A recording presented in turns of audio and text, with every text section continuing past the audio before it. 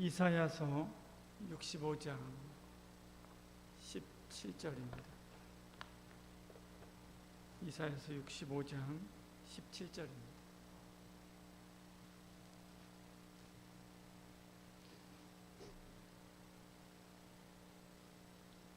본문은 17절부터 그 이하 말씀인데요.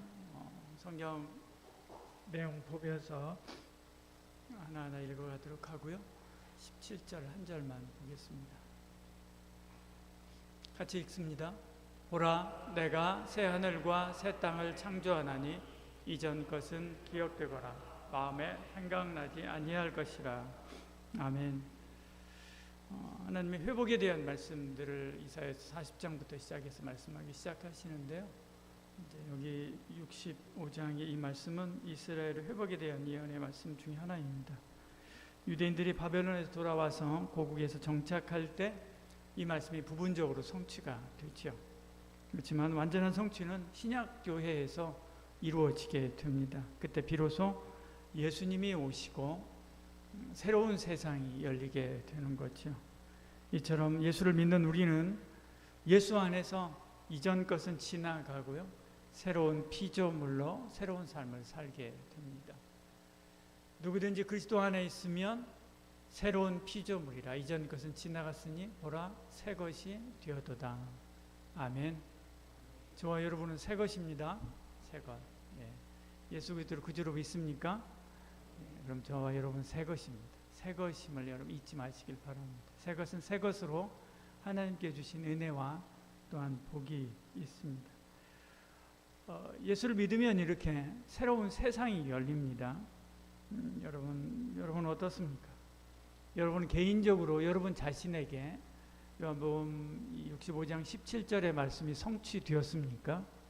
예수를 믿으면 성취가 되는 건데 성취되었습니까? 성취되었으면 성취된 결과들이 있죠.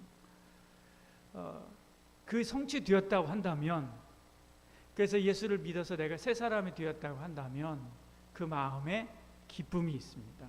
그 다음 절 읽어볼까요? 18절 읽습니다. 너희는 내가 창조한 것으로 말미암아 영원히 기뻐하며 즐거워할지라. 오가 내 예루살렘을 즐거운 성으로 창조하며 그 백성을 기쁨으로 삼고. 너희는 내가 창조한 것으로 말미암아 영원히 기뻐하며 내가 예루살렘을 기쁨에 찬 그런 도성으로 만들겠다, 이렇게 말씀하죠. 그리고 그 주민을 행복을 누리는 백성으로 창조하겠다, 그렇게 말씀하고 있는 것을 보죠. 성도는 희락의 도성, 교회, 그리고 성도들 가운데 하나님이 주신 기쁨, 그 기쁨을 누려야만 합니다. 저와 여러분 속에 늘 하나님이 주시는, 구원받은 자에게 하나님께서 부어주시는 기쁨이 차고 넘쳐서 흘러야만 하죠. 이게 바로 새 사람의 특징입니다. 저는 동창생들이 만나면 그들과 교제하는 가운데 얻는 기쁨들이 있습니다. 운동하는 사람들끼리 만나면 또 자기들끼리 기뻐하는 그 기쁨이 있죠. 조기축구하는 사람들, 저희 사촌 형도 조기축구를 하는데 초등학교 때부터 조기축구를 했는데 지금 은퇴했습니다. 은퇴하고 나서도 지금도 조기축구를 합니다. 얼마나 많이 했습니까? 한 60년을 조기축구를 하는 거예요. 60년. 근데 그 재미가 있대요. 저는 조기축구 안 하는데 그분은 그렇게 그 재미가 있답니다. 그 나름대로의 또 기쁨이 있습니다. 이처럼 성도는 성도들하고 함께 교제하고 하나님과 교제하고 교회 안에 있을 때 누리는 기쁨이 있습니다. 이 기쁨은 조기축구에서 누리는 그 기쁨하고 질적으로 틀립니다. 이 기쁨은 다른 뭔가를 했을 때 느끼는 그 기쁨하고 또 다른 차원의 기쁨이죠. 동창생을 만나서 그냥 편하게 막 이야기할 때 느끼는 그 느낌의 기쁨, 그거하고 또 다른 차원이죠. 그 기쁨을 찾지 못하면 신앙생활에 재미가 없습니다. 그래서 이리 빠져나오고 저리 빠져나오고 그렇게 하려고 하는 거예요. 그냥 의무감으로 오듯이 그렇게 하는 겁니다. 찬송하는 중에 또 기도하는 중에 교회 그냥 오기만 해도 이게 나오는 그 기쁨이 있습니다. 다른 기쁨입니다. 세상하고 다른 그런 기쁨이 있죠. 하나님이 주시는 그 기쁨을 누리는 저와 여러분들에게 소원합니다. 바로 구원의 즐거움을 누리는 것인데요. 그 구원의 즐거움을 잃지 않기를 바랍니다. 이는 사람이 별로 없어서 그래서 재미가 없어. 여러분들도 이제 나중에 꼭 다른 지역으로 이사를 가거나 그래서 교회 가면 우리처럼 이렇게 청년들이 이렇게 많이 있는 교회들이 흔치 않습니다. 근데 가면 청년이 1명, 2명 뭐 이래요. 그러면 나하고 같이 이야기하고 할 사람이 없어갖고 재미가 없어. 분명히 그런 이야기 할 겁니다. 시간이 없어서 혹은 재미가 없어서 우리의 마음에 교회 생활에 재미가 없다 그렇게 이야기한다는 것 자체가 핑계인 것이죠. 그렇지 않습니다. 아는 사람이 없어도 즐거워요. 성도가 아무도 없어도 즐겁습니다. 재미가 없어도 기쁘고요. 시간이 없어도 교회 옆을 지나가기만 해도 행복하죠. 이게 바로 하나님께서 새로운 피조물을 만든 사람에게 부어주시는 새로운 기쁨인 것입니다. 만일 그런 즐거움이 없다면, 그런 기쁨이 없다면, 그러면 스스로 자신을 돌아보면서 안타까워해야만 하죠. 다윗이 그렇게 이야기했습니다. 주의 구원의 즐거움을 내게 회복시켜 주시고 그렇게 말씀했죠. 구원의 즐거움을 회복시켜 달라고 하나님 앞에 기도할 필요가 있습니다. 여러분 중에도 그런 분이 있을 수 있습니다. 그때 구원의 즐거움을 달라고 하나님 앞에 간절히 엎드려 기도하고요. 그 기쁨을 하나님께로부터 오는 그 기쁨을 가로막고 있는 뭔가가 있을 겁니다. 그것을 찾게 해달라고, 그리고 그것을 치우게 해달라고 하나님 앞에 여러분 기도하는 은혜가 있기를 소원합니다. 이렇게 내가 기쁨으로 하나님 앞에서 살면 하나님도 우리를 기뻐하십니다. 그 다음 절 읽어볼까요? 19절입니다. 같이 읽습니다. 내가 예루살렘을 즐거워하며 나의 백성을 기뻐하리니 우는 소리와 부르짖는 소리가 그 가운데서 다시는 들리지 아니할 것이며 내가 예루살렘을 즐거워하고 내 백성을 기뻐하리라 그렇게 말씀하죠. 예루살렘의 회복과 번영을 하나님께서 기뻐하신다는 것입니다. 교회가 주 안에서 행복하고 복되고 아름다운 그런 공동체로 만들어지고 세워갈 때 누가 제일 기뻐해요? 하나님이 제일 기뻐하신다는 거죠. 교회 안에서 기쁜 생활을 하는 성도들, 그 사람들 속에 기쁨이 넘치는데 그보다 더 기뻐하시는 분은 하나님이십니다. 우리 가정도 마찬가지지 않습니까? 여러분들도 그런 거 느낄 때가 있을 겁니다. 형제들이 같이 이렇게 재미있게 막 그렇게 서로 우애하면서 같이 모여서 이렇게 이야기하고 있을 때 그것을 흐뭇하게 바라보고 있는 분이 누구예요? 아버지잖아요. 아버지는 그 모습을 보기만 해도 기분이 좋아요. 보기만 해도 배부른, 여러분 아버지가 돼보면 압니다. 보기만 해도 배부른 그런 게 있습니다.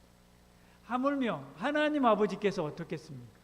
우리 교회들이, 성도들이 다 잘 되고 교회들이 서로 화목하고 사랑하고 위하면 하나님께서 제일 기뻐하시고 즐거워하시는 줄 여러분 믿으시기를 바랍니다. 울 일이 있을 때만 교회를 찾아오시는 분들이 있습니다. 괴로워서 가슴을 찢을 때만 교회를 찾아오시는 분들이 있죠.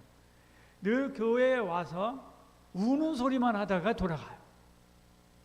이게 습관처럼 그렇게 할 때들이 있습니다.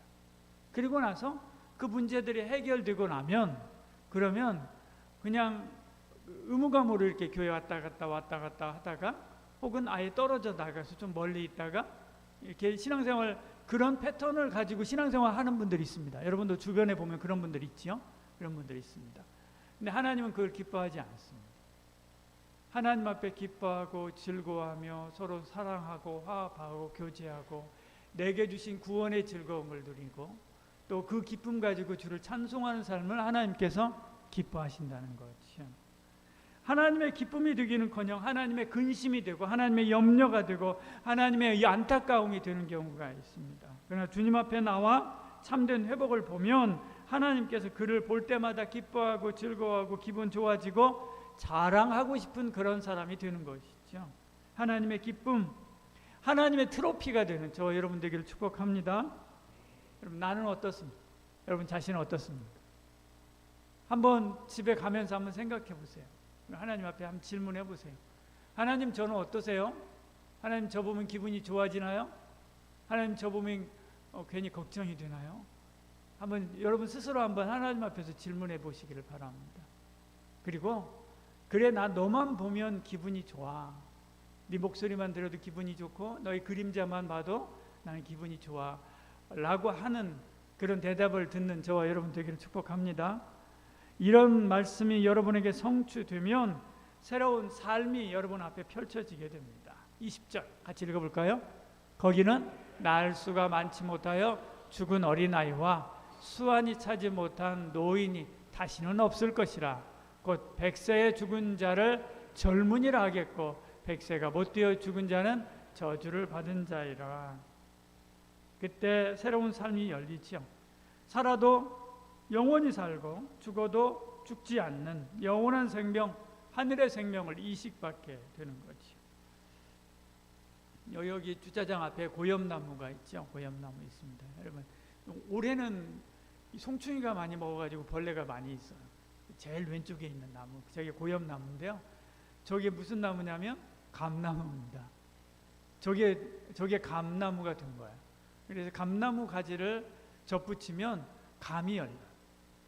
저 고염나무에다 감나무 가지를 접붙이면 감이 열려요.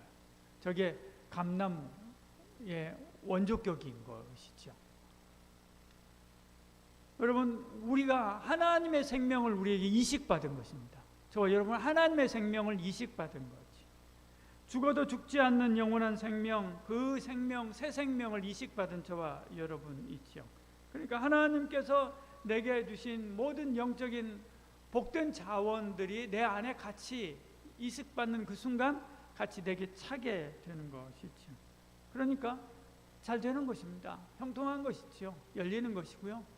건강하고 복되게 그렇게 100세가 되도록 그렇게 사는 그런 복된 일들이 저와 여러분 앞에 있는 것입니다.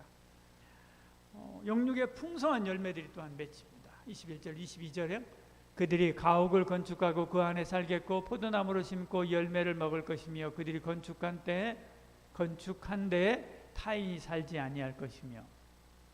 이 말씀이 이게 별말이 아닌 것 같죠? 네, 옛날에는 그렇지 않습니다. 내가 지은 집에서 내가 사는 거 쉽지 않은 일이라는 거지. 왜? 그만큼 난리가 많고 환란이 많고 빼앗길 일들이 많고 전쟁들이 많아서 그렇게 불안한 시대를 살아가고 있는 거예요. 그런데 너희들 안전해. 걱정하지 마. 네가 집을 짓고 그 집에서 대대손손이 살 수가 있어. 그렇게 말씀하는 것이죠. 그 삶에 풍성한 열매가 있습니다. 가정에도 풍성한 열매가 있고요. 그리고 밭에도 풍성한 소출이 있고 열매가 있는 거죠. 포도나무를 심고 열매를 먹을 것이며 이렇게 말씀하죠. 영육의 풍성한 열매를 보면서 성령의 열매가 넘치는 은총의 삶, 은혜의 삶을 살게 되는 것입니다. 영원한 복된 그런 삶을 살게 되는 것이죠. 내 백성의 수완이 나무의 수완과 같다라고 하는 이 말은 영원토록 산다라고 하는 것입니다. 그래서 70인역 성경에서는 생명나무 수완과 같다 그렇게 번역해 놨습니다. 우리의 삶에 결국에는 평안이 임하게 되지요. 그들이 부르기 전에 내가 응답하겠고 그들이 말을 마치기 전에 내가 들을 것이며 그렇게 말씀합니다. 하나님의 백성은 서로 이리의 무리 가운데 있는 양같이 앉아 있을지라도 다치지 않는다 그렇게 말씀하는 거죠. 왜냐하면 하나님께서 예전처럼 대적들의 세력을 깨뜨리지 아니하시지만 그 적들의 마음을 돌려서 그들이 변화되게 해서 은혜로 그들의 속성을 바꾸어서 나와 함께 할 수 있는 동료가 되게 만들기 때문에 그런 것입니다. 제자들을 핍박하던 그리스도인들을 핍박하던 바울, 그 바울을 바꾸어 가지고 뭘 만듭니까? 복음을 전하는 자로 만들지 않습니다. 이리와 양이 함께 먹는 셈이 되는 거지. 이리를 바꾸어서 소처럼 집을 먹게 하고 그리고 함께 살게 만드는 것입니다. 이게 바로 하나님이 우리에게 허락하시는 평안의 방법입니다.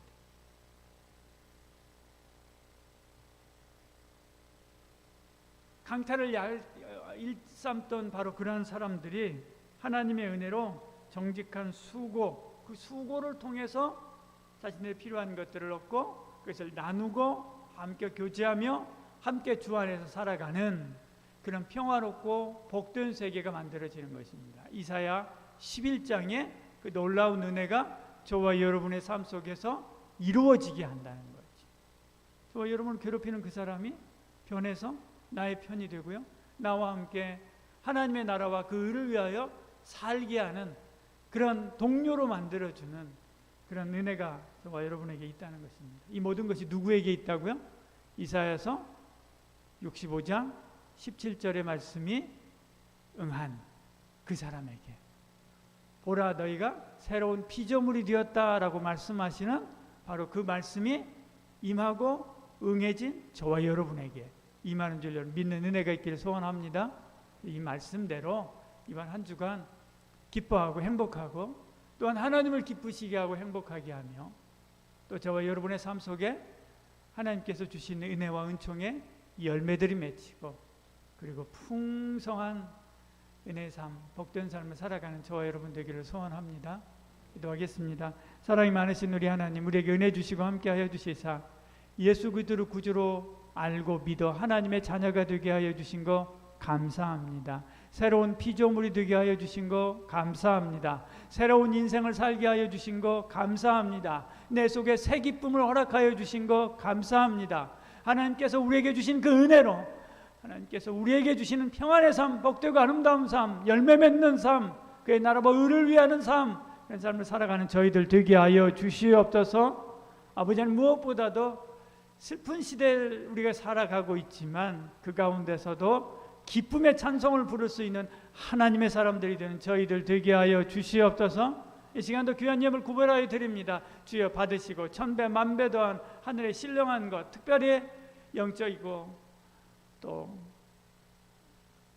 하나님께서 허락하시는 하늘의 것, 그것이 충만한 복된 삶을 살아가는 저희들 되게 하여 주시옵소서. 이젠 예수 그리스도의 은혜와 하나님의 사랑과 성령의 위로교통 충만하신 놀라운 역사가 주의 말씀에 의지하여 기쁨으로 주를 찬송하며 어둠 가운데서도 빛을 발하는 삶을 살기를 소원하는 이 자리에 참여한 모든 성도들 머리머리 위에, 한마음 모든 청년들 위에, 한마음 모든 가족 위에 지금부터 영원히 함께 하실지어다.